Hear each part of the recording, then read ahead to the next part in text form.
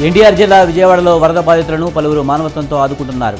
ఇదే క్రమంలో కండ్రిక సెంటర్ వద్ద వరద బాధితులకు పోలీసులు భోజనం సరఫరా చేశారు. Nunna police station circle inspector Krishnamohan ఆయన సిబ్బంది బాధితులకు స్వయంగా ఆహారం వడ్డించారు.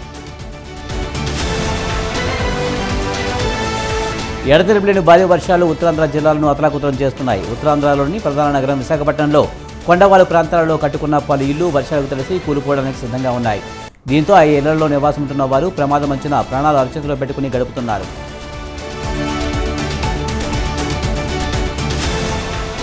ఖమ్మం జిల్లాలో భారీ వర్షాలు వరదలతో ఇబ్బంది పడుతున్న వారిని డిప్యూటీ సీఎం బట్టి విక్రమార్క పరామర్శించారు. బాధితుల కష్టాలు తెలుసుకున్నారు.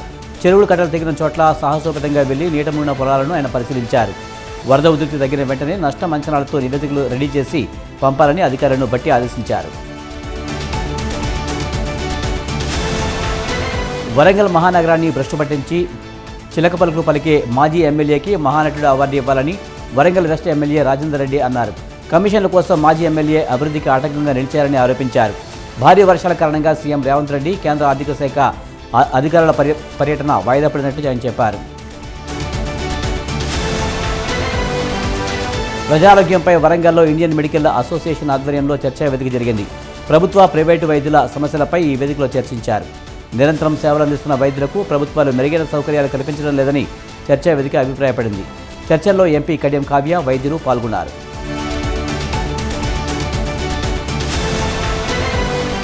మహబూబాబాద్ జిల్లాలోని ఆఖేరు వరదతో నష్టపోయిన వారికి డోర్నకల్ ఎమ్మెల్యే రామచంద్ర నాయక్, జిల్లా ఎస్పీ సుధీర్ రామ్నాథ్ నిత్యావసర సరుకులు అందజేశారు. కాంగ్రెస్ పార్టీ సీనియర్ నేత నూకల నరేష్ రెడ్డి ఆధ్వర్యంలో సరుకుల పంపిణీ జరిగింది. బాధిత కుటుంబాలను పరామర్శించి అధైర్యపడవద్దని ధైర్యం చెప్పారు.